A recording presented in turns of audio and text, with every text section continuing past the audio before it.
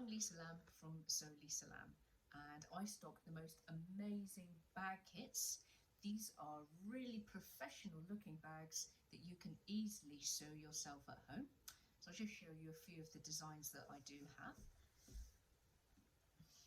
First up, this rather yummy shoulder bag is called the Honey Bunny bag, but you can guess why. This is a shoulder bag complete with matching hardware, its own cute bunny keyring, magnetic snap and zip closure, a durable PU that looks like leather but is all vegan. No leather is used in any of my kits. And I think you'll agree they're really professionally finished, but believe it or not, they are really easy to make at home. So this one is the Black Honey Bunny bag.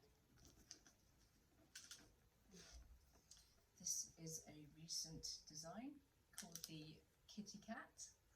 This one's got really cute poppers, and the poppers are actually the eyes, and the flap lifts up like that. So all of these bags are beautifully stitched. You see how smooth and uniform that stitching looks? You don't need to be an expert to be able to stitch like this. Everything that you need to make the bag look exactly like this is included in my kits. So all of the hardware, the strap, the flap, you don't need to cut anything, you don't need to measure anything. Everything is included in the kits. So that's the Kitty Cat. This is my Hermione backpack bag. This is fabulous, isn't it? Look, I love the contrast stitching on the tabs. So the PU fabric that's used is completely waterproof. It's really, really strong. It's durable because, of course, if you're going to spend all of the time making yourself a bag, you want it to last. All of the rivets and the rings are included. You don't need to go hunting around in various shops to source the hardware because everything that you need is included in the kits. This is magnetic closure here. Nice roomy front pocket and main body. So that's the Hermione backpack. And lastly, I'll show you the Emily. I mean, I do have lots of other designs in my website, but I thought I had these bags to hand, so I thought I'd show you this. And this is Emily. I like this bag because I've been using it a lot this summer actually. I really like how the neutral colours pretty much go with most of my outfits. Nice and easy. And this one's great because it's got 3 compartments. There's a front pocket there and 2 main compartments there. And this really cool fastener. So, I mean, if you've never made these bags before, you might be thinking, well, actually, that just looks way beyond my level. That's so professional looking. How on earth am I going to make this at home without fancy tools or any machinery? But as I said before, I promise you, these bags are completely achievable, even if you've never made a bag before. That is my promise. So what I'm going to do now is I just wanted to show you what it's like to open one of these kits. If you've never bought one of my kits before, what do I expect? So let's pretend you've ordered this Emily bag from my shop, So Lisa Lamb. All of the kits come with their own instruction booklet, and the instruction booklets obviously are really, really important because, like any pattern, they talk you through what to do and when, how much thread to cut, which part to sew to where, and what part to sew to what. So this is the instruction booklet that comes with the Emily, available from SewLisaLamb.com, and that's me on Facebook as well. So when you open up the booklet, nice A4 size because well, as you can see, my eyesight's not what it was. I quite like to be able to read nice, comfortable size font, so I thought it only fair for everyone else to have nice, comfortable font to read. I always include loads and loads of photographs and words, so if you're a visual learner or a text learner, I've got you covered. So that's what an instruction booklet. That's the Emily. I can quickly show the others. Now this is the Penelope bag. This is a very popular, it's an enduring customer favorite, this one. I can see why. It's very beginner friendly and it's also a good size. And the PU on this one's nice and spongy. So look, again, lots of words, lots of instructions. I also have a very active Facebook group, of which you'll find the link to in the instruction booklet, where I myself and lots of other lovely saddle stitchers have joined. We're always available to look at your bag makes, ask you any questions, or if you want to comment on anything, I myself or any of the other stitchers will be happy to get back to you. So you're never alone. Most people are absolutely fine with following the instructions, but I know that sometimes you just want to get the second opinion. Well, if that's the case, pop onto the Facebook group, hit one of us up, and we'll always get back to you sharpish. So that's an example of instructions for the Penelope.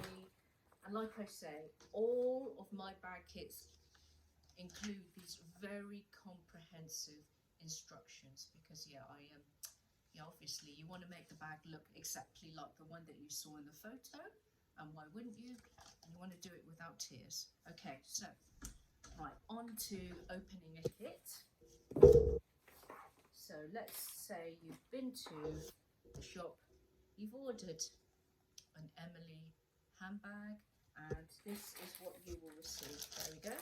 So inside this bag is everything that you're going to need except a pair of scissors to snip the thread, and also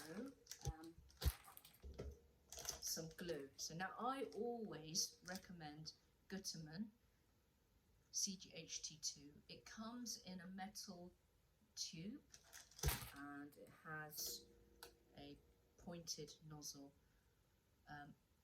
I say use this glue because it's solvent based, it's nice and strong, and I know that it doesn't attack the PU because it's solvent. Sometimes solvents, they can be quite strong and they can attack PU coatings, but I know because I've used this many times, it's never let me down. It's strong and it doesn't attack the PU. I really like it, heavily recommend it. Get one tube and it'll just last for ages and ages for these kits because you only need a dab.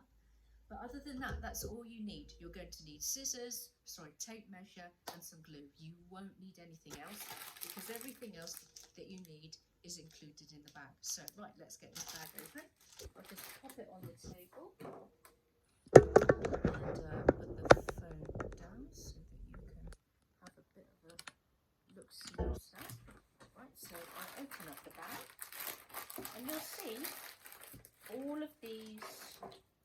You have a strap, so the straps are they're always ready-made, which is really nice because we don't have sewing machines which are strong enough to stitch through this PU, because this PU is really thick. So you know, our home domestic sewing machines are not going to be able to sew through this, so it's really nice that the strap is ready-made with buckles included, ready to be clipped onto your finished bag, with nice pretty matching hardware that you didn't need to find yourself. It's all ready to go to put on your bag at the very end of bag making. And what you'll usually find in a separate envelope is your little bits of metal hardware, which I promise you, none of them are hard to put on. You don't need any fancy machines. You don't even need to cut holes in the PU pieces to put the hardware in because they're already placed for you. So that's what I mean. There's no worry about making these kits. All of the guesswork is literally taken care of for you. You just need to, all you'll need to do to use this look, for instance, which I'll cover in a moment, is to straighten the prongs. But I'll come back to this in a second. But it looks so cool. Look at that. You think, whoa, you know, when you look at this, you think, what am I going to do with that? That's where all of my instructions come in. So I promise you, if you've never used hardware like this, do not be at all intimidated. I run it step by step in the instructions. So what I'll do is I'll leave the finished bag here so you can kind of get a sense of, see, that's the look there. And look, this really, really cool looking gadget thing, well, that is a strap loop holder, and that's going to get clipped onto the side of the bag with screws. And it looks a little bit intimidating now, but I promise you, step-by-step instructions on how to screw this in. You even get a little screwdriver and the screws and washers included to insert all of the metalware. And you also, in the kit, always get thread, and you always get your needles. So for those who want to get crafting, you want to settle yourself down in front of your favorite program and get sewing, or take this on a caravan holiday. I've had lovely customers take this on beach holidays before. You don't need a sewing machine. All you're going to need is maybe a tray to put all of your bits and bobs in, and then you can settle back and sew. It's really as easy as that. So, right, so that was a look at the metalware, and here are some of the pieces. So I appreciate that when you look at these pieces now, you're going to have no idea of what to do with them, where they go, because of course you won't have the finished bag at home like I do. So you'll just get these pieces here. You'll be wondering, what do I do with them? Where do I go? How do I put A to A and B to B? But don't worry. So here's another bag of pieces here. This is a very nice colourway, by the way. So this particular colourway is called Ginger Latte, and it was a favourite on Sewing Street. So these are other bag pieces here. This is what the inside looks like. So you don't need a lining in any of these kits. The inside of the bag will always be coated with either plain black, or sometimes they're another nice contrast colour. But linings are something that you never need to worry about. And any edges of the bag, they're always painted. So everything looks neat and finished. And if they're not painted, it's because they're they're going to be enclosed inside seams, or they're going to be on the inside of the bag. And if you look closely there, all sew holes are punched. You might find the odd one which isn't punched, you just pop that out with a needle. Sometimes they're not all popped out, but I can assure you absolutely the exact number of holes that you need per piece, and all sewing holes are included. Everything fits as it should. So I've taken a lot of time to ensure that everything is accurate and everything is precise. So that's your pieces. When you look at the pieces, you might think, right, okay, where on earth do I start? So that's when you go to your instruction booklet. And on the inside cover, so the inside cover on all of my instruction booklets is the same. So I will talk about the things that you need. So I say that you'll need a kit. Oh yes, sewing clips are also handy to hold pieces together. You'll need glue and, oh yeah, an old seam ripper. I'll discuss why in a minute. And then I'll just talk about saddle stitching. And one thing that's really, really handy is if you've never saddle stitched before, which I know a vast majority of people buying these kits won't have, no fear. Saddle stitching is honestly very, very easy. But I appreciate it's something that you won't have done before. So I've made a very slow and very clear YouTube video on how to saddle stitch if you've never ever done it before. And I start right from the very, very beginning, from how to thread your needles and how to sew. So I'll put the link in for the saddle stitching video in the descriptions for this video when you see it shortly. And then I make a start. So not only do you have the how to saddle stitch video, I do also write how to saddle stitch in all of my patterns, also as if you've never done it before. So I have the text and I have the pictures, and I also have an accompanying video on how to saddle stitch. So the first page is always about how to thread up. And then for the second page, for the Emily, I start talking about your clasp. So as you can see in this picture, I'm holding up the clasp here. I've written what to do with the clasp. I've also shown you what it's going to go to. So I've described where this clasp goes to. So this clasp is going to go on the front pocket piece. So I've described that in text exactly what that looks like. And just to, just to prove a point, so this particular clasp goes into the pocket piece, which looks like this. And can you see the prong holes are already punched? You don't need to measure where this goes. You don't need to make sure that it's straight. You simply straighten up the prongs on the clasp and then push the prongs through the right side of the piece.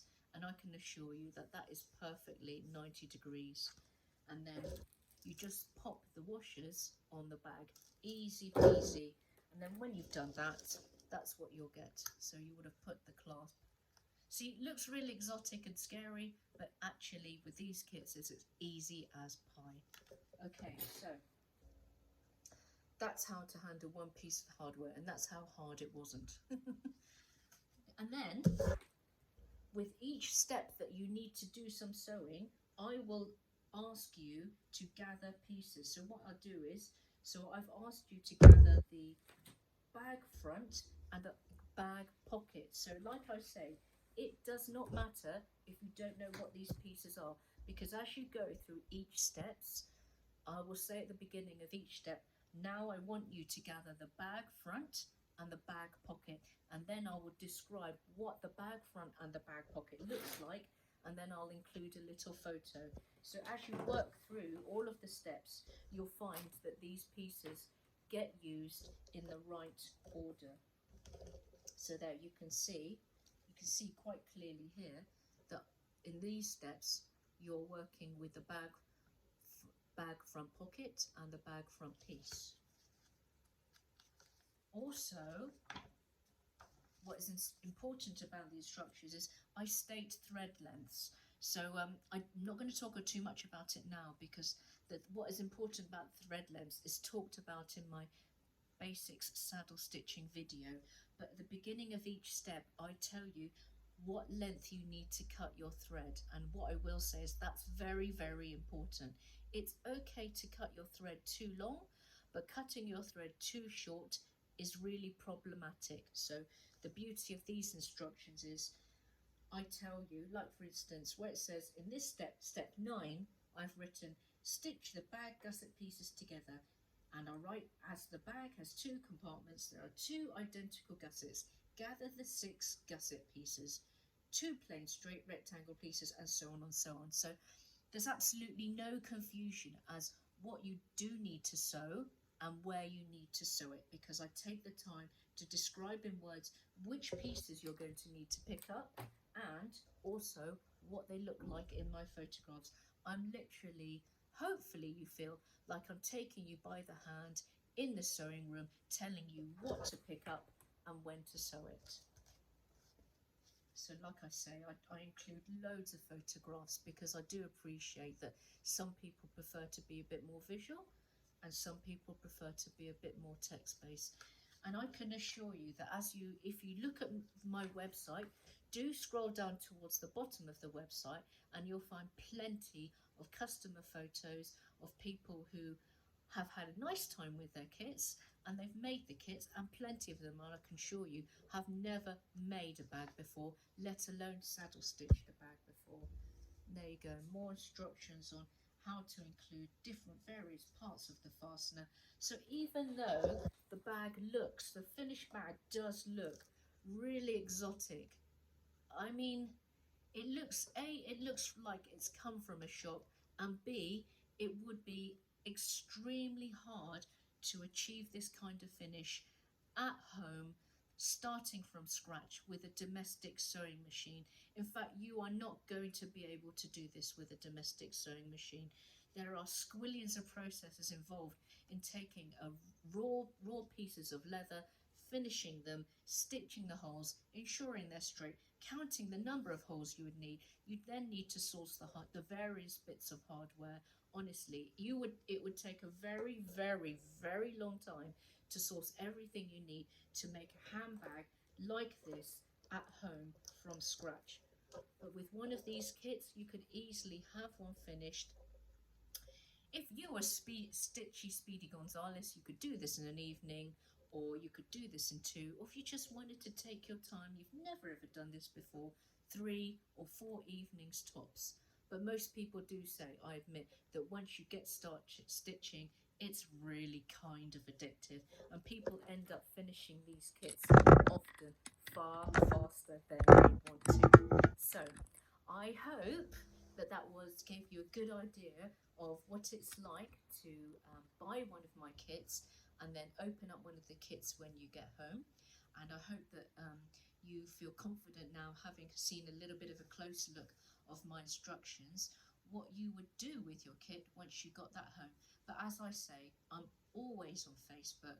The link to my Facebook group is in the instructions, and my email is there as well. So I hope that this video was useful, and if you want to see more of the kits that I stock, you will find them just here. Thanks very much. Bye.